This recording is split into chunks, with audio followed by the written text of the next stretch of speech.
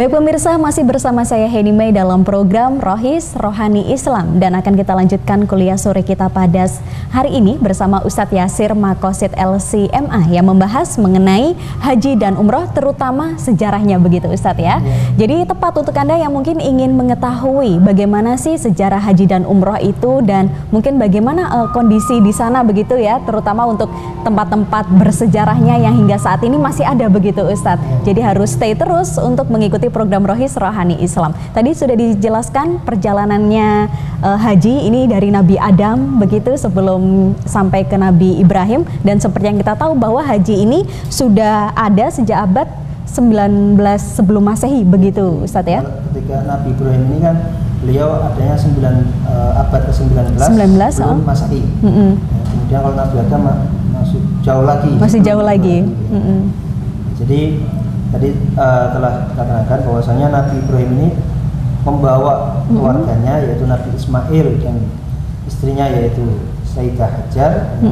Di situ kemudian berdoa, Rabbana inni askantu min dzurriyyati biwadin wa yuridi zar'in inda baitikal muharram. Ya Allah, sesungguhnya aku tempatkan keluargaku, keturunanku di suatu lembah yang tidak ada pepohonan. Rabbana liyuqimus shalah. Ya Allah, jadikanlah mereka ini bisa mendirikan sholat. Waj'al afidatan minan nasi tahwi ilaihim warzuqhum minas samarati la'allahum yashkurun. Dan jadikan hati-hati manusia ini tertarik untuk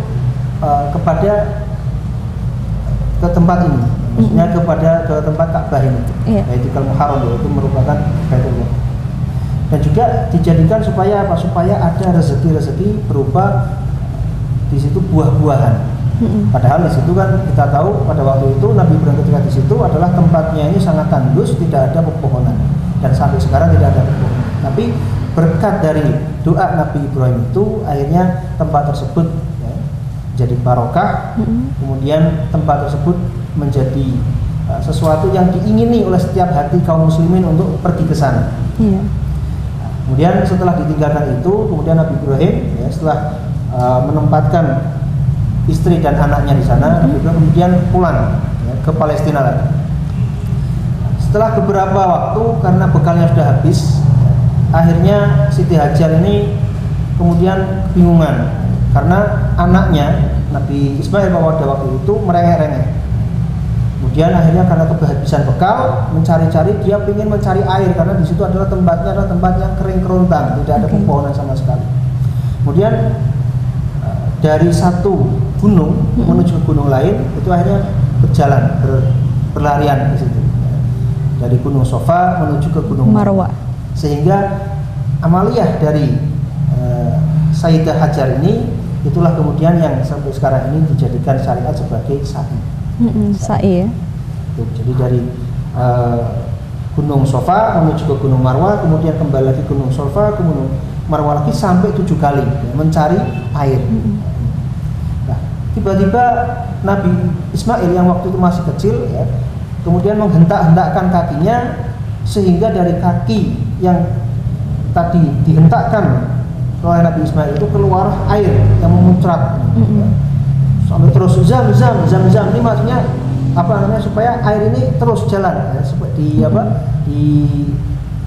supaya ditadai zam. Akhirnya air itu terus memuncrat terus sampai tidak ada habisnya, dan air yang dari barokah kakinya Nabi Ismail itu sampai sekarang ini tidak pernah kering sama sekali, meskipun di negara-negara di situ itu terjadi kekeringan. Bahkan sampai terjadi kekeringan pada zaman Rasulullah pun tetap mengalir, sumur Zam-Zam ini tetap mengalir dan sampai sekarang. Kemudian setelah itu Nabi Ibrahim kemudian sudah meninggalkan lama anaknya, kemudian ingin menjumpai anaknya lagi yang ternyata sudah mulai beranjak, mulai menjadi seorang gulam, seorang pemuda. Nah, ketika itu Allah Subhanahu wa taala memberikan mimpi kepada Nabi Ibrahim, padahal kalau mimpi seorang nabinya adalah hak, yakinnya. Setelah itu apa? Setelah itu Nabi Ibrahim menemui Nabi Ismail yang mulai beranjak dewasa itu, kemudian menceritakan mimpinya. Wahai Ismail, sesungguhnya aku bermimpi. Inni ra'aitu fil manami anni adbahu. Sesungguhnya aku bermimpi aku menyembelihmu. Fanzur ma'adza tara. Bagaimana menurutmu?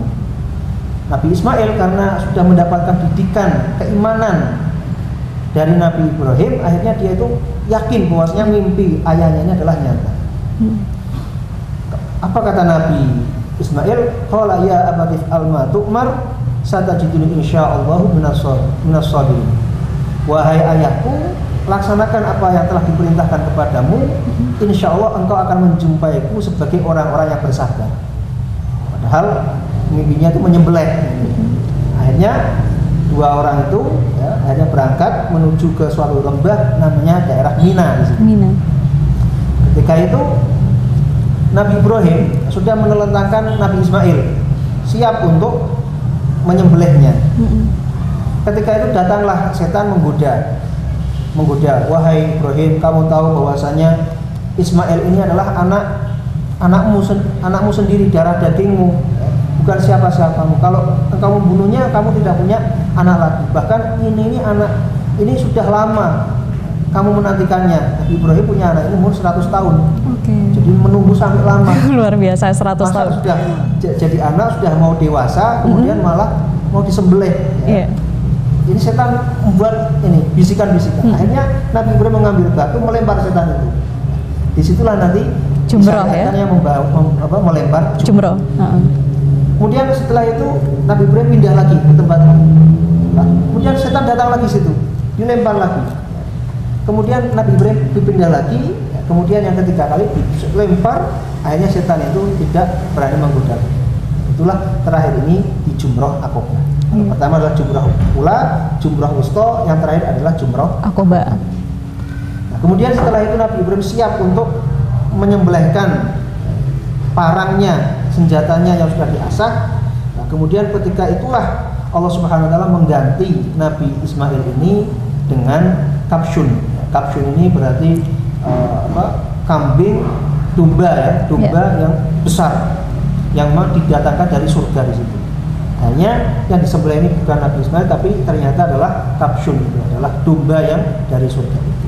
Dari situlah disyariatkan untuk menyembelih kurban setiap tanggal 10 Zulhijjah dan juga pada ayam tasyrik tanggal 11, 12, 13. Ya, sebentar lagi ini Ustaz ya. Lagi, insyaallah. Jadi ini ritual-ritual ini hanya menjadi disyariatkan sebagai amaliyah haji. Kemudian setelah itu, ya, setelah peristiwa itu, Nabi Ibrahim kembali lagi ke Palestina. Ya. Kemudian baru datang lagi setelah Nabi Ismail sudah dewasa, bahkan sudah punya istri. Ketika itu Nabi Ismail ya, pada waktu itu sedang pergi. Nabi Ibrahim ke situ hanya ditemui oleh istrinya. Kemudian ditanya, wahai perempuan, bagaimana suamimu? Kata perempuan itu mengatakan, suamiku itu adalah orang yang begini. Dia sebutkan seluruh kejelekan suaminya di depan tamunya ini. Dia tidak tahu bahwasanya itu adalah Nabi Ibrahim, ayahnya sendiri, mertuanya sendiri.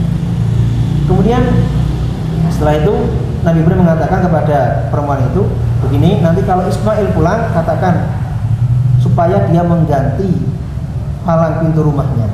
Iya, mengganti palang pintu rumahnya. Penasaran pemirsa kelanjutan ceritanya seperti apa mengenai Nabi Ismail begitu Ustadz ya? Jangan kemana-mana, tetap bersama kami dalam program Rohis Rohani Islam.